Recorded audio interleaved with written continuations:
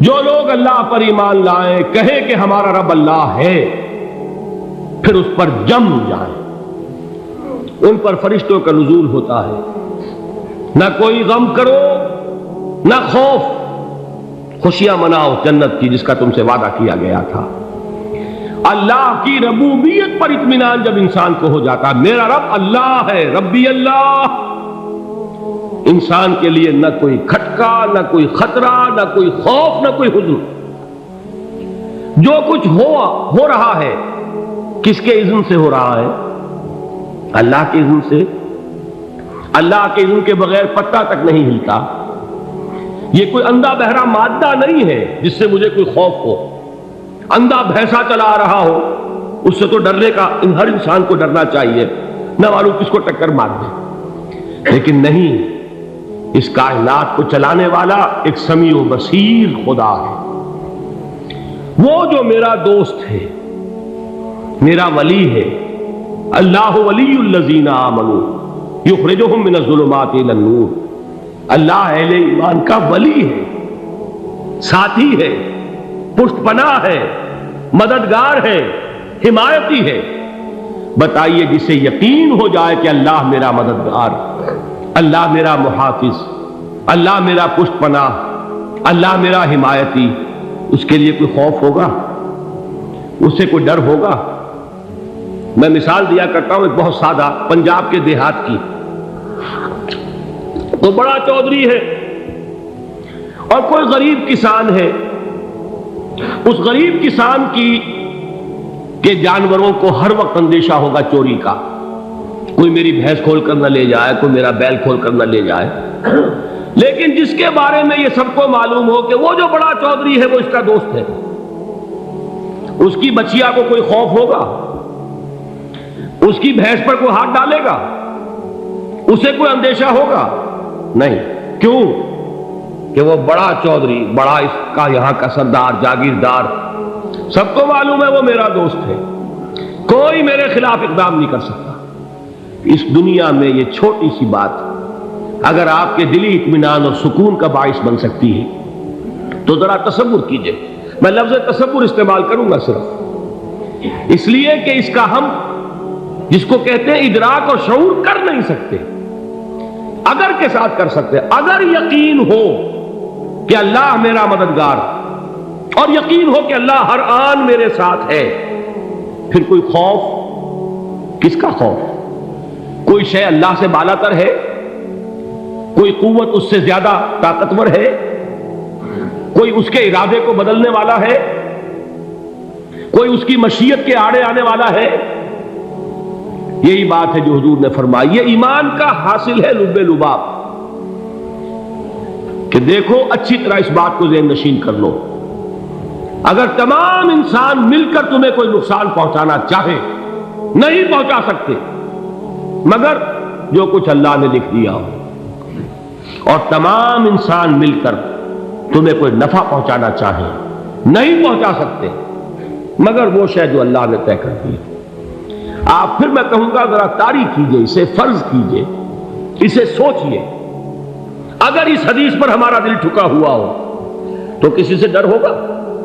یہ مجھے نقصان نہ پہنچا دے، یہ میری رپورٹ خراب نہ کر دے، یہ میری انکریمنٹ نہ رکوا دے، یہ میرا یہ نہ بگاڑ دے، یہ میرے یہ نقصان نہ پہنچا دے۔ اس کا ڈر، اس کا ڈر، اس کا خوف، اس کی خوشامد، اس کے لیے جا کر طرح طرح سے اپنی عزت نفس کو ذلیل کروانا اس کے سامنے، یہ سب کچھ کیوں کرتا ہے انسان؟ جب سمجھتا ہے کہ اس کے ہاتھ میں میرا کوئی نفع ہے، اس کے ہاتھ میں میرے لیے کوئی ضرر ہے، یہ مجھے کوئی غضب پہنچا سکتا ہے، یہ مجھے کوئی نقصان پہنچا سکتا ہے، یہ میرا کوئی کام بنا سکتا ہے، یہ میری کوئی ضرورت پوری کر سکتا ہے، اسی کا نام شرک ہے۔ جہاں آپ نے یہ سمجھا کہ غیر اللہ کے اندر کوئی طاقت موجود ہے، وہی شرک ہے۔ بتوں سے تجھ کو امیدیں، خدا سے نو امیدی، مجھے بتا تو صحیح اور کافری کیا ہے؟ شرک تو یہ ہے۔ جس پر بھی تمہیں یہ خیال ہے، کلمہ ہے یہ کلمہ سوم، لا حول ولا قوت الا باللہ، ذرا اس پر دل کو کبھی اگر آپ تصور کریں، پھر فرض کریں، دل ٹھک جائے اس پر، کوئی طاقت نہیں۔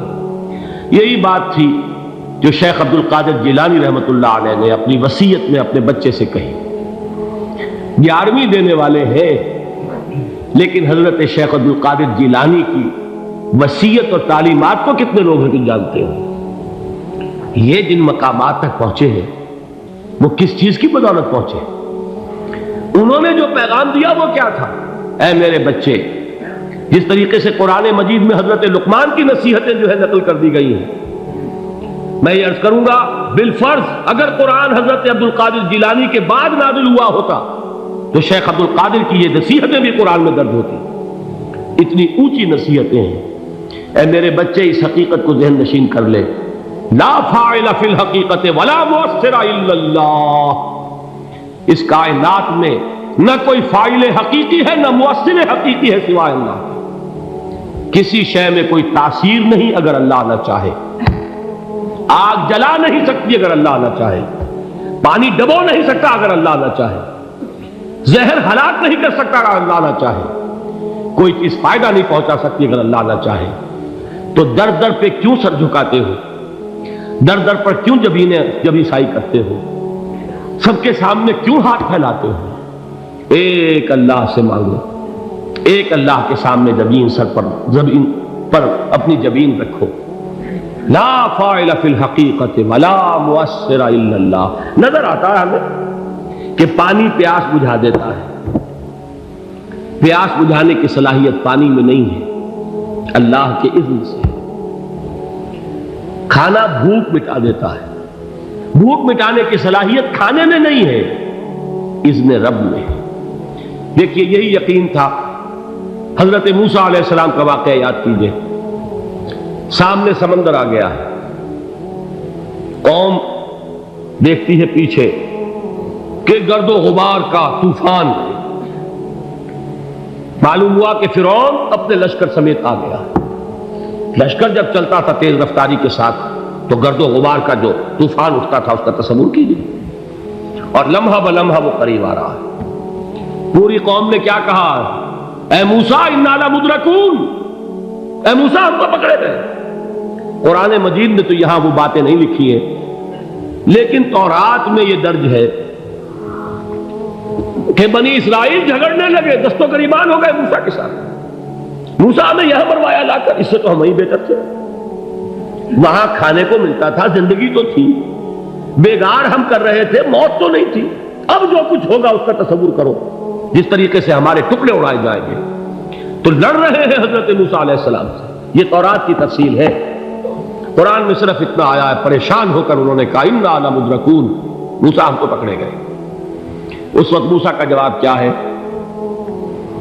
کلا ان معی ربی سیہدین. نہیں، میرے ساتھ میرا رب ہے، وہ راستہ دے گا. بتائیے کہاں راستہ نظر آ رہا ہے؟ یہ ہے ایمان بالغیب. راستہ نظر نہ آئے تب اللہ پر یقین ایمان ہے. جیب میں پیسے ہوں اور تب دل کو اطمینان ہے تو ایمان کس پر ہوا؟ پیسے پر، اللہ پر نہیں.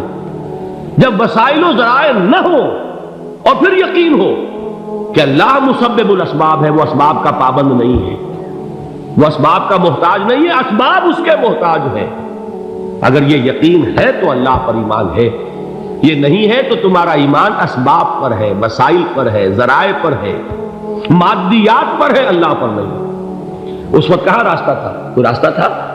سمندر ہے اور ادھر سے لشکر آ گیا ہے. کلا ان معی ربی سیہدین. اب دیکھیے ایمان کہہ دینا آسان ہے، ہوا معکم اینما کنتم. جہاں کہیں بھی تم ہوتے ہو اللہ تمہارے ساتھ ہوتا ہے. لیکن اس کا یقین قائم ہو جائے تو زمین و آسمان کا فرق واقع ہو جائے. یہی بات ہوئی حضور کے ساتھ. غار ہے، چھپے ہوئے ہیں محمد رسول اللہ اور آپ کے وہ یار غار ابو بکر صدیق رضی اللہ تعالی عنہ. اقبال نے حضرت ابو بکر کی شان میں چند اشعار پڑھے صرف، لیکن واقعہ یہ ہے کہ بھاری بھاری نظموں پر اور قصیدوں پر بھاری ہے. طویل ترین نظمیں اور قصیدے ہوں ان پر بھاری ہے. ہمتیں ابو بکر کی ہمت جو ہے کشت ملت را چو ابر، جیسے بارش سے کھیتی اپجتی ہے، ابو بکر کی ہمت اور عزیمت اس امت کو اسی طرح سینچنے والی ہے۔ ثانیے اسلام و غار و بدر و قبر، وہ دوسرے تھے اسلام میں، دوسرے پہلے کون تھے؟ انا اول المومنین، حضور فرماتے سب سے پہلا ایمان لانے والا میں، دوسرے ابو بکر۔ ویسے ہمارے ہاں یہ چلتا ہے اختلاف، حضرت علی پہلے ہیں کہ حضرت ابو بکر پہلے ہیں، لیکن اس میں بڑی خوبصورت تطبیق قائم کی ہے علماء نے، اور بہت صحیح ہے۔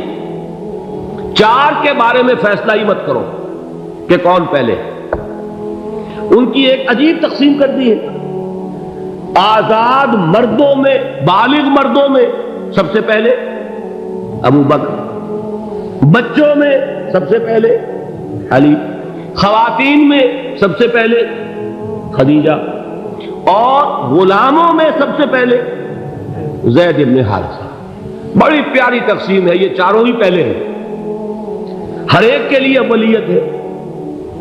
اور واقعہ یہ ہے کہ اگر زمانی اعتبار سے تعین ہوگا تو پہلے خدیجۃ الکبریٰ آئیں گی رضی اللہ تعالی عنہ، کسی اور سے بات کرنے کی نوبت بعد میں آ سکتی ہے، پہلے تو اہلیہ محترمہ سے بات ہوئی، آتے ہی پہلی وحی ہوئی ہے، ابھی تبلیغ کا حکم نہیں تھا، کس کو بتایا واقعہ؟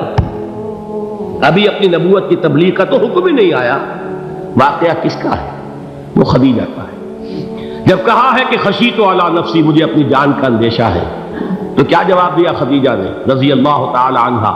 وہ صدیقۃ الکبریٰ ہے، صدیقات جو ہے خواتین ان میں چوٹی پر خدیجۃ الکبریٰ ہے رضی اللہ تعالی عنہا، اور صدیق جو مرد ہیں ان میں صدیق اکبر ہے ابو بکر صدیق رضی اللہ تعالی عنہ، لیکن صدیقات میں چوٹی پر۔ جب حضور نے فرمایا خشیت علی نفسی، کیا فرمایا، کیا عرض کیا، کیسے تسلی دی؟ نہیں نہیں، اللہ آپ کو ضائع نہیں کرے گا، آپ غریبوں کے ہمدرد ہیں، آپ مساکین کے تکالیف رفع کرنے والے ہیں، آپ بیواؤں کی سرپرستی کرتے ہیں، آپ مسافروں کی خدمت کرتے ہیں، اللہ آپ کو ضائع نہیں کرے گا، یہ یقین ہے اس خاتون کے اندر۔ خیر وہ ایک علیحدہ بات ہو جائے گی۔ میرے دل پر حضرت خدیجہ رضی اللہ تعالیٰ عنہ کی شخصیت کا بڑا گہرا نقش ہے، جو وہ کوئی اور ہی وقت اور موقع ہوا تو بیان ہوگا۔ بہرحال اقبال نے ایک مصرے میں جو چار اولیتیں جمع کر دی ہیں، ہمت او کشت امت را چو ابر، ثانی اسلام و غار و بدر و قبر۔ اسلام میں حضور کے بعد پہلے کون؟ ابو بکر۔ غار میں حضور کے ساتھ کون؟ ابو بکر۔ بدر کی رات اللہ کا رسول سر سجود، وہ جھاڑ، وہ گھاس پھوس کی جو جھوپڑی بنائی گئی تھی، اور وہاں تلوار ننگی لے کر پہرا دینے والا کون؟ ابو بکر۔ اور اس حجرہ عائشہ میں محمد کے بعد سب سے پہلے دفن ہونے والا کون؟ ابو بکر رضی اللہ تعالی عنہ صلی اللہ علیہ وسلم۔ وہ جو معاملہ میں سنا رہا تھا غار ثور کا، حضرت ابو بکر بھی حضور کے خیال سے لرز گئے ہیں۔